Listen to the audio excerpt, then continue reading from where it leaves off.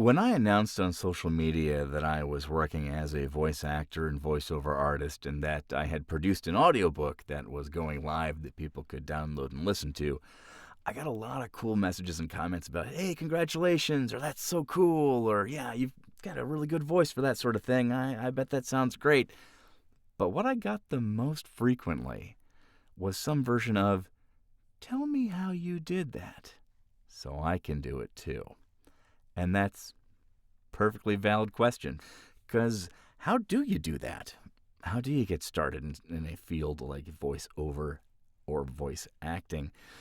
Well, this video is going to be the first in a series of various aspects of that process. This video in particular is going to be about the equipment you need in order to get started doing a voiceover, what you need to have to record your first demos and auditions just to get the process moving.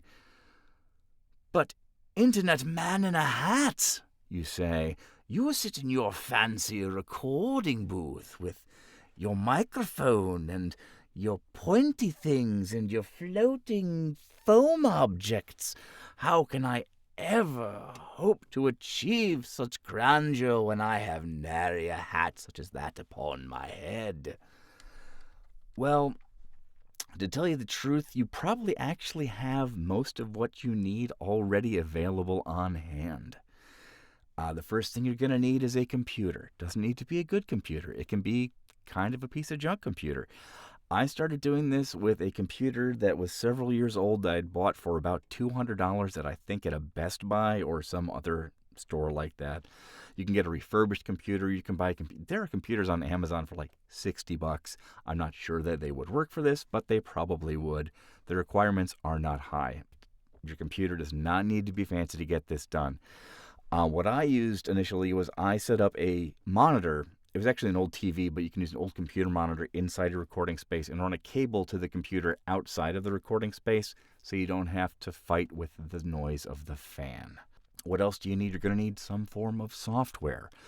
You're going to need what they call in the industry a DAW or a DAW. That is a digital audio workstation. Basically a software version of, I'm sure you've seen videos of a recording studio or been in a recording studio where they got all like the sliders and faders and knobs and stuff. Well, you need a virtual one of those, basically, a piece of software that can recreate some of those effects. You're not going to need to use much of their capabilities. A lot of pros in the field use Adobe Audition, but that costs money. And if you're just getting started, you don't want to spend money. You want to spend as little money as you possibly can. You do not need to get Adobe Audition. You can get what's called Audacity.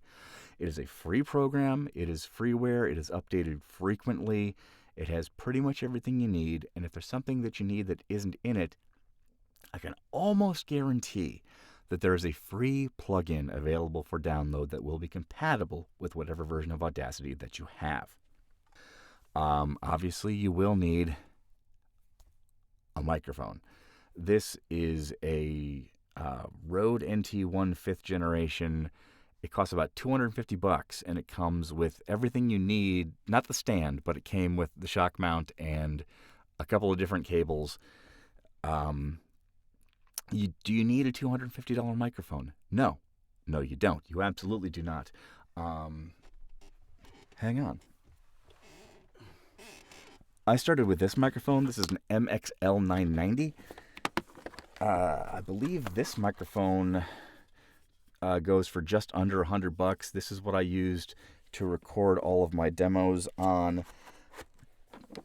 Do you need a $99 microphone? No, you don't. You do not need a $99 microphone. In fact, if you want to get... Now, this is an XLR microphone, and that is also an XLR microphone. If you want to use a USB microphone, that is a microphone that plugs into a USB cord that goes directly into your computer, I have not used any of them, so I can't say if they're of high quality or durable or anything, but I saw one available today for $27. Is it any good? I don't know. Check things out, read reviews, see what people have to say. I saw other ones that looked a little bit more reasonable that came with, again, pop filter, shock mount, cables, and an arm like this, not even a short microphone stand, an actual like adjustable arm for about $50. And that is very reasonable. Again, I can't speak to their quality. I haven't used them. But read the reviews and see what people are saying about them. If you use a USB microphone, one of those $50 ones, and even if you could maybe push that budget a little bit higher, because if you're using a USB microphone, which is more common for, I think, podcasting and streaming than it is for audiobook recording and voice acting, but if you're using a USB microphone, you will not need the next piece, which is an audio interface. What I use is a Focusrite Scarlett Solo, which currently sells for $89.99. If you maybe find a used one for a little less than that. Basically, what that does is the cord from my microphone goes down into the interface, and then it gets converted, sent via USB to my computer, but also my headphones plug into the audio interface. If you have a USB microphone that goes direct to your computer, you can also have your headphones plugged directly into your computer. I don't do it that way, even though this microphone can run straight into a USB. I don't do it that way because I like to listen live. I like to be able to monitor what is being sent through my microphone directly into my headphones. And if you do it through the computer, there's a delay. It's not a huge delay, but it's enough to mess with my head. So I like to listen direct. Now, if you don't like that delay, but you also want to not use an interface, if you want to go straight from your microphone into the computer, you actually don't need to have headphones on at all. I like to have it. I think it's a good safety to make sure that things are coming through okay and aren't sounding weird or distorted, or aren't getting other sounds you're not aware of being picked up. But strictly speaking, yeah, like you don't need to have these on at all. You can obviously hear your own voice when you're talking in the room, so you don't need to have the headphones on when you're recording. It's just something that I personally prefer. I like to be able to hear what I'm actually recording. Before I had this audio interface, I was actually using an old small USB compatible mixing board that I think it was a 12 channel. So I theoretically could have crammed a bunch of people in here with microphones and whatnot and recorded, all of that. It had more capabilities than what I needed for this kind of work. Also, it was a little crunchy from getting used for years hosting trivia nights, and so it had all manner of Lord knows what spilled in it. And the biggest downside of that, in addition to not having the greatest pass-through quality, was they generate a lot of heat. This audio interface, this Focusrite, does not get warm. Not even not hot. It doesn't get warm at all. It is always cool to the touch.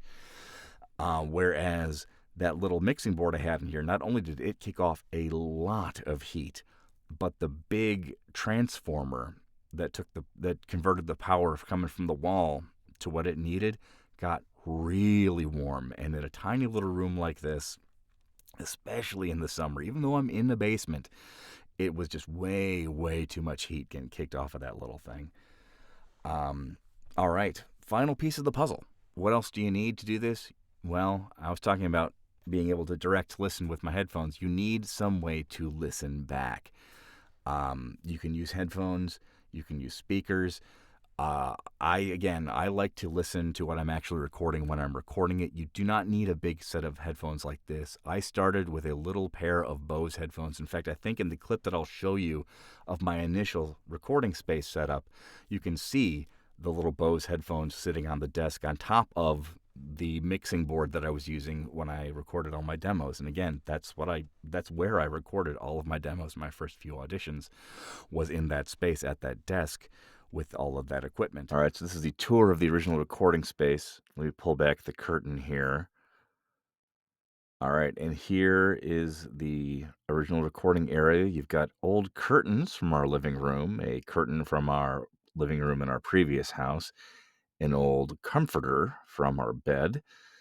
As we continue to scroll around, you can see on the desk there is that mixer, those old speakers that I still use, the headphones on there, a TV used for the monitor, And then over there on the other side is where the laptop was. That is a rug, an area rug from the living room. We have some anti-fatigue mats that I got to block some sound and absorb some sound. Those were next to nothing at Harbor Freight. There is a rug on the floor. There is a mat on the desktop that's made out of wool. And there are my Bluetooth wireless keyboard and mouse. And again, there's the mixer and those Bose headphones and the computer speakers that are the speakers I still use. And that's pretty much the original recording setup. Um, so let's say that you've got a computer and you're able to construct a little recording hovel out of sheets and blankets and pillows and stuffed animals and comforters and rugs and whatever else.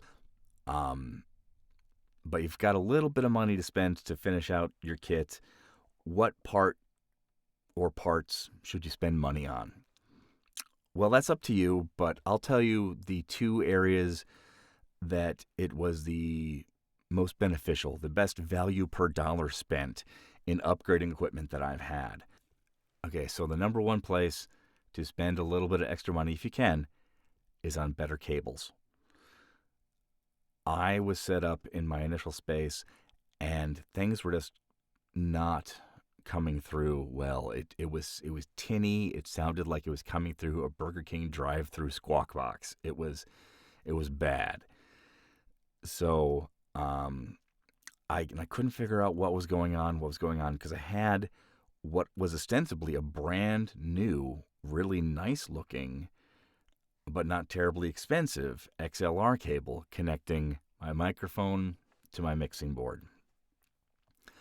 Well, just on a lark, since I have a bunch of audio equipment, I switched that cord out for a couple of other cords just to see if it would make a difference. And boy, did it. It made a huge difference. And I think you're going to find a bigger difference in cables if you're dealing with cables that send an analog signal versus a digital signal. So it's going to be a bigger help to replace an XLR cable with a better XLR cable than it is to replace a USB cable with a better USB cable. That being said, a better USB cable is going to be hopefully shielded and more robust and will send a cleaner signal. But cables is an important place to spend a little bit of extra cash if you can. You don't need to go crazy, but get a better cable. And the next thing I would say is important to spend a little bit of money on if you can is better headphones. These headphones cost $150, which I never imagined I would spend $150 on headphones. Now, that's not a lot for a pair of studio headphones. It's actually pretty cheap. But why spend $150 on headphones if I had $200 to spend on a microphone and headphones? I would probably spend $150 on headphones and $50 on a microphone. Why would I do that? Doesn't that sound a little crazy? Well, there's a lot that you can do in a DAW, and if you have a problem with your recording and you're listening to it on really cheap headphones, you will never know. You can fix all kinds of problems with your audio, but you can't fix a problem if you can't hear the problem is there. Also, depending on where you're recording, you might be better off with a less expensive microphone, because this microphone, again, this is a large diaphragm condenser microphone, is extraordinarily sensitive. And a tip that's going to come up in a future one of these videos is things to make sure that you do not have in the room with you when you're recording. Objects to not have. This is a big one for me, but I'm going to give you a demonstration of just how sensitive this microphone is. Not sponsored, by the way. This is a Diet Pepsi.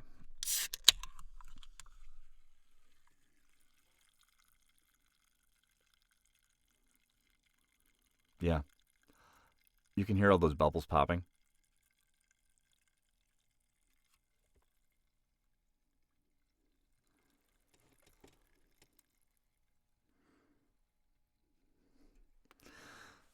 Now, it's you probably can't hear it right now because I've got the because I'm fairly close to the microphone and I don't have it turned up that high because I don't want to blow it out. But let me see if I can turn up the microphone. The open can of Pepsi is all the way on the other side of the desk. I'm going to turn up the microphone for a minute.